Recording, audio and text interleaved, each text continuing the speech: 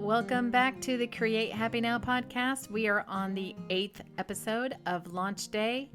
In the previous episode, episode 7, Michelle Mirpour shared her 8-month transformation experience in India. And also in the last episode, I mentioned that my next guest was going to be Christina Stuart.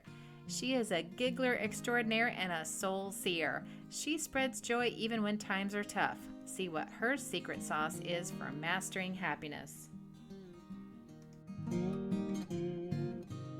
Welcome to the Create Happy Now podcast, dedicated to helping you start your journey to discover true happiness.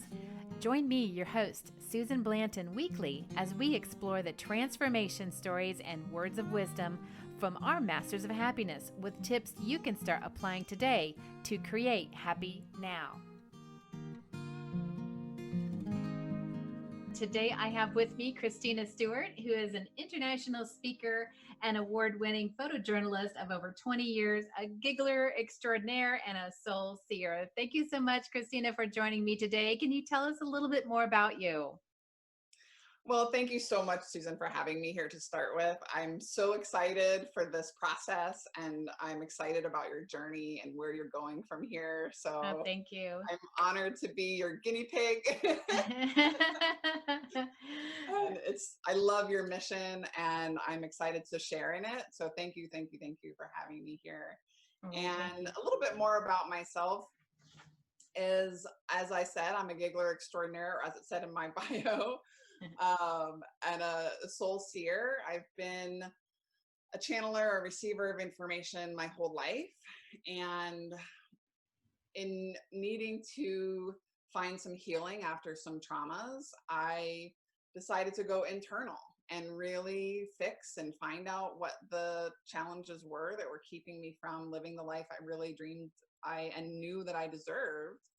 So I went internal and I got some help. I asked for help from coaches and mentors, and I have found some amazing, amazing answers, and my life has just shifted in so many beautiful, amazing ways. And I love being able to share my processes and information with people and just help them find their success and love and passions and really living their soul's purpose. So yeah, I'm having fun with it and being happy. You know, our life is meant to be enjoyed. We are soulful, spiritual beings having a human experience. So, man, let's just have as many of those experiences as possible. That's right. That's right. And it's a never ending search, is it? It's like, how much more can I get? Like, how deep can I go? Right.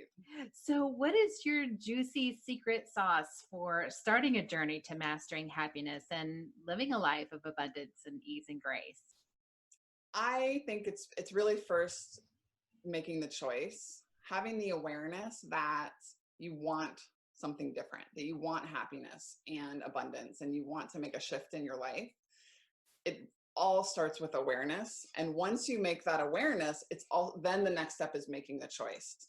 Choosing is such a powerful word, such a powerful act in our spiritual life and our physical life. And, making that decision and consciously making the choice to have a better life and creating that happiness and abundance, because it starts with us, it starts within. And so once you have a little bit of that glimmer of, I really would like things to be a little different, that's your starting point. Then you can choose. You can choose to continue eating the cake and keep gaining the weight, or you can choose to have a bite and not the whole cake, right? Like, you can still indulge and have the beautiful things in life. It's choosing better and better each time and making that choice to live a happy life. We choose how we respond to things. Right. We want to respond in a positive way or a negative way. When we respond in a negative way, it feels yucky. Why would I want to feel yucky all the time? Right. Right. Let's choose happiness. Let's make better choices every day. And with each better choice becomes another better choice. And slowly you'll start to see all of those better choices add up to a really amazing, happy, wonderful existence. How did you apply that in your life in the early stages? What was some of the first things you did? I asked for help. I read a lot. I shifted my mindset. I shifted language. The language is really, That's really huge. important. Yeah, Mhm. using, words have power. And if somebody said something, they used to say, "Sticks and stones may break my bones, but words can never hurt me."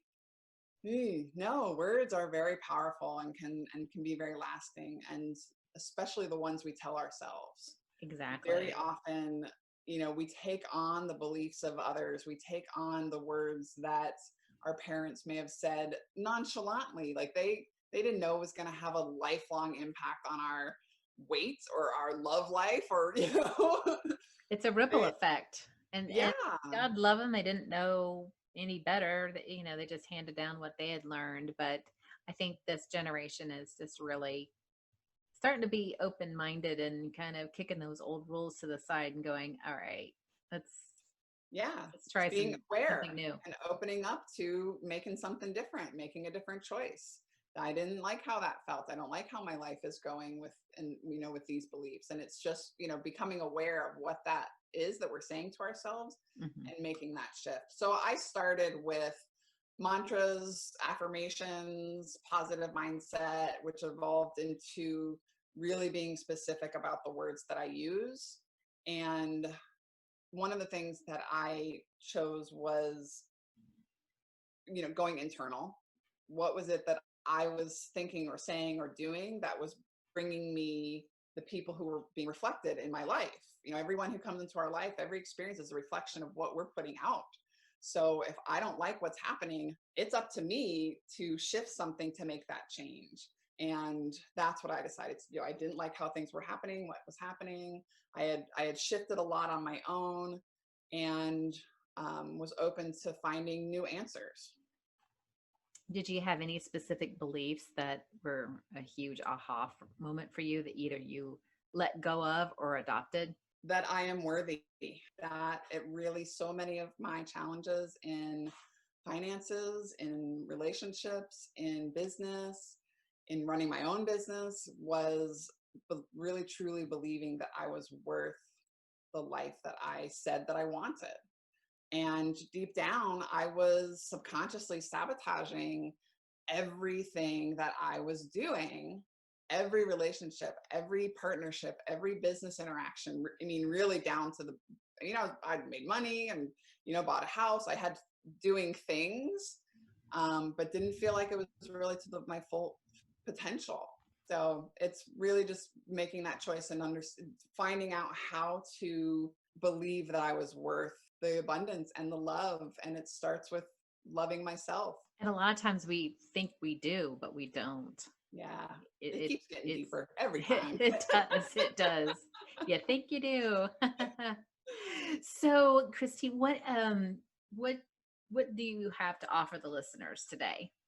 So if you follow me on Instagram, my handle is at C Stuart Photo, and the letter C. So for my first name, Christina, C Stuart Photo, Stuart is how you spell my last name, and photo, Photo. Follow me on Instagram, direct message me, and I will send you 3 tips that you can apply right now today to help get yourself centered and aligned to have a more peaceful life through this fun, chaotic time we've been having. Right? And we can all use those tips, can't we? Yeah. Yep. All Every day right. you can apply them. It's awesome. Thank you so much for joining me, and I will see you again soon. My pleasure. Thank you so much. I appreciate you. Have a great day. Thank you.